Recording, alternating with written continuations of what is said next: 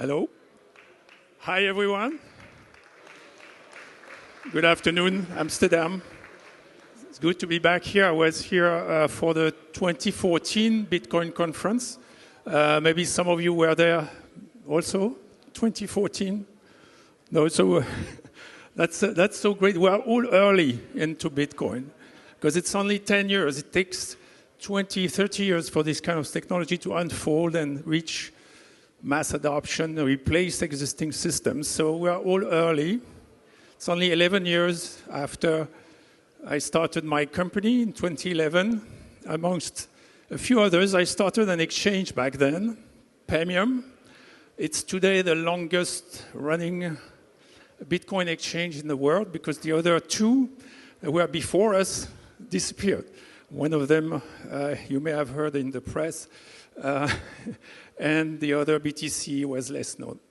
But that being said, in these past 10 years, I've been an advocate, evangelist, enthusiast, Bitcoiners.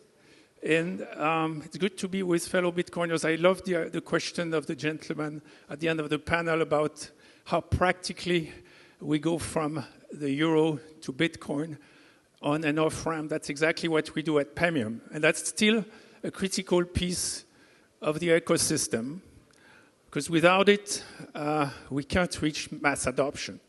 Without it, we will be limited in the growth of the ecosystem. So it's essential we have working on and off ramp. And unlike the dream of some of the panelists before me, there will be KYC because the other network, not our network, but the other network, the fiat money system is KYC'd. It's not because Bitcoin is KYC'd. We can't do anything about the fact that euro is KYC'd. So we'll have to deal with it. That being said, the subject today is proof of work versus proof of stake. It's a lingering question.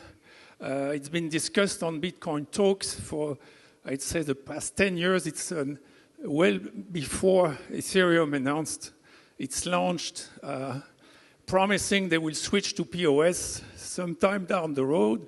Took them 7 years to switch from PoW to PoS. So we'll talk about that because I think it's important I can share my views with you and we can have a good way of addressing the issue for, I'd say, the larger community. Those people that are concerned about the environment and that are bombarded with cliches about Bitcoin saying Bitcoin is bad for the environment. I hope at the end of this presentation you'll have some ammunition to destroy the fake news. So let's move up. All right, so PoW versus PoS, proof of work versus proof of stake. We'll come to that. But before that, there is a more important distinction to be made between pledge money and proof money. And that's something I will try to explain starting with pledge money. Pledge money is simply fiat money. Fiat money is monetizing the energy of someone, and that someone is a borrower because fiat money is created in a loan transaction. Bitcoins are created in a coin-based transaction in a block by a miner. Euros, dollars, Japanese yen, etc. Fiat money is coming out of nothing, but from a single line book entry in the bank's accounting books. So I took here a before and after picture of the status of Bob and his bank. Before the loan, there is some random status. After the loan, the bank has just written on the asset side, I now have in the hand a signed agreement by Bob. Bob has signed this promise, his pledge to give me, the bank, his energy for the past 20 years, okay? Because in fact, if he's borrowing only 10,000 euros, maybe it's only for the next 5 years. Let's hope that. So he's make a pledge on his energy, not 100% of his energy, because the bank is careful not to squeeze too much out of Bob. They want to keep him alive. So usually they will limit his capacity to repay to some level 30% of his income or whatever. So that's one side of the balance sheet of the bank. On the other side, the bank will write 10,000 euros on Bob's bank account. And that's new money. That's where the new euros, the new fiat money, is showing for the first time. It's an addition of 10,000 euros on Bob's bank account. And Bob's bank account, believe it or not, is just a debt of the bank to Bob. Euros don't exist in any other form other than debt. Okay? So when you see 10,000, let's say Bob's bank account was 0 before the loan. Now he has 10,000 euros, 10,000 euros on his bank account. At the bottom of the statement is just a debt. The bank owes him now 10,000 euros. He doesn't have the custody of the euros unless he goes to an ATM, pulls some bills, and then he has the custody of the bills in his pocket. But other than that, so that's minimal, very marginal in the usage of the fiat money. Most of it is digital, and in digital form, you don't have the custody of fiat money. It's the banks. So the bank has a debt to Bob. So see, that's magic money. With one line book entry we created as a bank. If we were a bank, 10,000 euros. So that's ex nihilo money creation. So that's to address one of the objections you might hear as Bitcoiners about Bitcoin. Well, it's backed by nothing. Well, here, the euro is backed by something, actually. It's backed by future energy, the energy that Bob is going to provide to repay the loan. So there is some energy counterparty to this transaction, and that's Bob's energy. So essentially what the banks are doing is monetizing the energy of the people. Moving up. So you and we cannot create money that way because we don't keep accounts for people. That requires a banking license, and that's where the monopoly issue comes up, because we have a monopoly, and that's why we have all these difficulties that were alluded to by the panel right before me, because it's a monopoly, and that's the elephant in the room. When people talk about the economy, you will notice on main media, they will never discuss the monopoly. They will discuss interest rates, inflation, big corporation doing this and that. They will never discuss the monopoly simply because they are owned by the banks or by big corporations, and big corporations that are in debt with the bank. And that's why you never hear about the monopoly. But that's the elephant in the room in this presentation. And the third thing you need to know about money creation in the fiat system is there is destruction of money when you repay the loan. That's pretty obvious. But if Bob repays, say, 1,000 euros from his loan, he's taking it from his bank account. And everything being equal, this decreases the liability of the bank to him and decreases the assets of the bank by 1,000 the same. So we have a decrease in circulating supply of money, and that's why there is destruction. It's a burn, if you will. If we were talking crypto language, we were talking about a burn. Reimbursement is a burn. So those things are useful to keep in mind when we talk about Bitcoin or crypto in general to people that are not aware of this mechanism.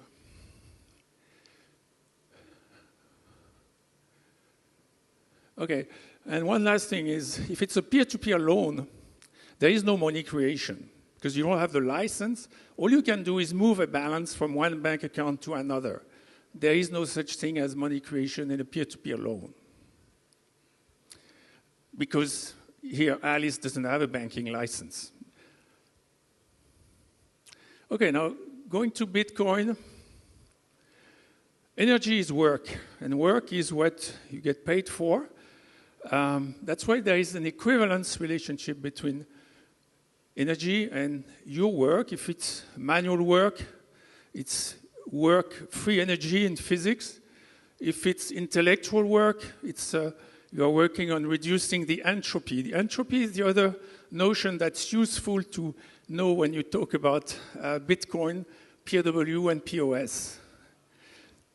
Information, whoops, I think I hit the wrong button. They are so close to each other. Maybe you can put it back up, the presentation. I was about to say, is it coming back? Thank you. Thank you very much. Money is work also because you accept money as compensation for your work. So money is a representation of work, therefore a representation of energy. Why is it so? Because money is information. And information in physics is equivalent to energy. It's not equal to energy. Why? Because energy obeys the conservation principle. Once I have a piece of energy, I can give it to you. I no longer have the energy. If I give you information, I still have the information. Okay, so information is not subject to conservation law. Therefore, that makes it possible to distinguish between information and energy. Otherwise, they are pretty much impossible in real life, in physics, to distinguish. To illustrate that information is energy, think about an occasion when you work with your telephone and you receive data from Google Maps. It's pure information, and yet, because of that information, you will save energy going from one place to another. So you have this equivalence between information and energy. It's very important to keep that in mind. It's pretty much around the second principle of energy. So money is either a proof of past energy, that's Bitcoin. Each Bitcoin carries a proof that someone somewhere spent energy for the creation of that Bitcoin. And likewise, a euro or a dollar is a promise of future energy. Someone somewhere promised his or her energy to make the creation of that euro or that dollar possible. Okay, so there is an energy counterparty in the fiat system, except it's future energy. So the temptation is obviously to create more and more. Promises don't cost much, and you can overpromise. Whereas with proof money, you have to prove that you used the energy. That's the way you can distinguish these two monetary systems. Okay. So, as we said, energy comes as flow or stock. Renewable energy in general is a flow. And renewable, like wind or solar energy, etc. And flow is difficult to store. It's difficult to store it. So I keep this example of a battery to store electric energy in the form of chemical energy, but it's very inefficient. It's very costly to build the battery. So that's why you have surpluses when you produce energy with renewable sources. That's very important to understand. Whereas if it's a fossil fuel, fossil energy, it's a stock.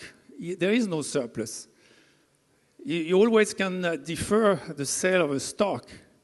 Whereas if you have the wind or the sun energy, you have to either store it or sell it. And if you can't do either, if you can't store it or sell it, you have a surplus. And that's where Bitcoin miners come into play. That's where they can monetize this energy by finding the cheapest source of energy. They have to go to the energy surplus. There is one exception these days. It's flare methane, because methane is released by production of oil, and often the producers don't have the infrastructure to distribute the methane. So they just release the methane directly in the atmosphere, or they burn it.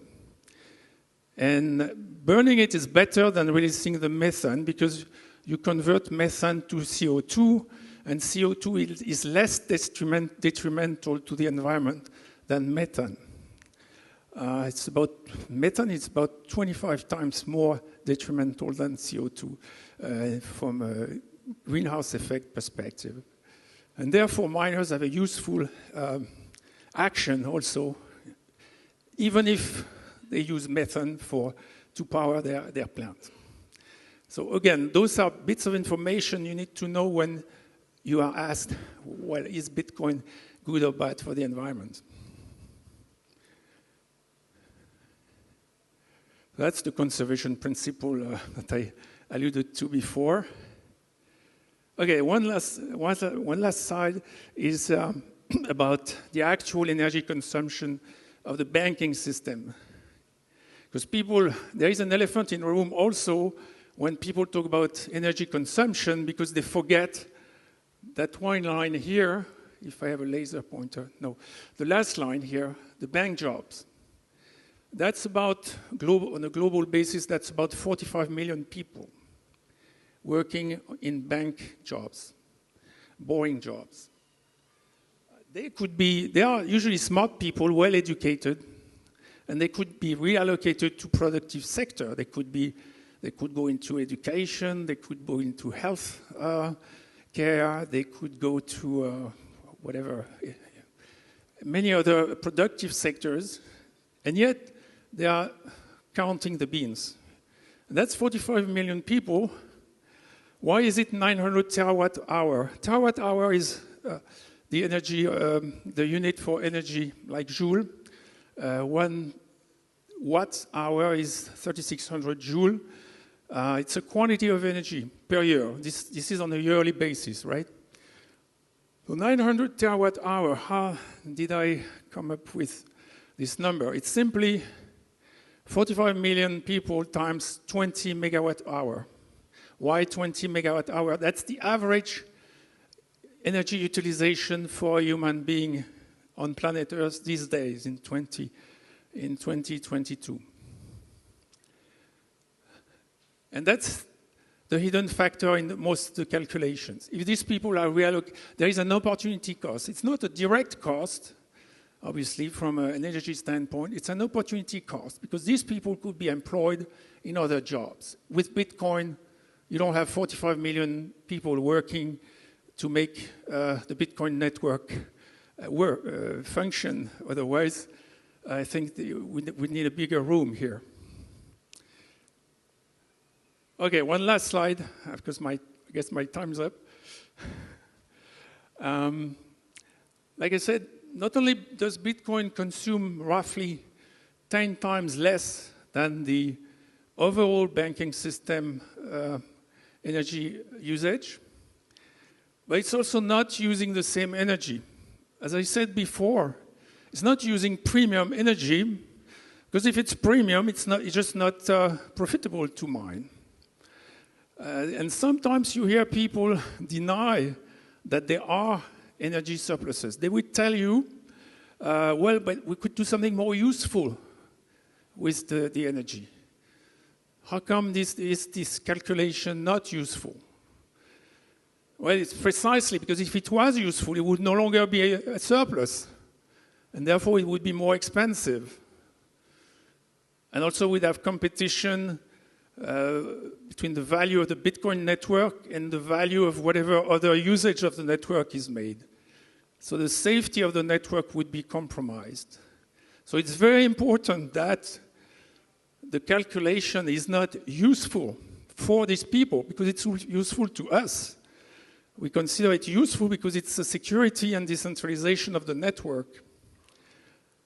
But what's important to keep in mind here is, again, that people will be in denial sometimes that there are energy surpluses. It's very fascinating stuff because people obsess about the environment these days, but they have vast misconception about the business of energy. If you spend a little bit of time, like I did, on this subject, you'll find that there are huge inefficiencies in any energy production, and there are inefficiencies you cannot do away with, namely the one I described earlier, that is the fact that if you have a flow, it's impossible to make it match exactly the demand at any given point in time. There are times where you have surpluses, and there are times when you have shortages when you deal with flow, when you deal with renewable energy.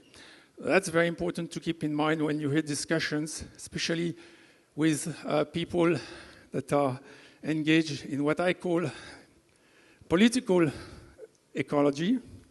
That is, they talk about ecology to get elected. I don't care about being elected. I talk about ecology because I care about the planet. These people talk about ecology because they care about being elected and taking power. So don't mistake the two, and that's why you don't hear what I said to you. You probably never heard it in the news, in media, in mainstream media. But that's the truth, and I accept to be hated by some of the people that don't like the truth. We all know them. We are here to tell the truth and tell it to the world. Thank you very much.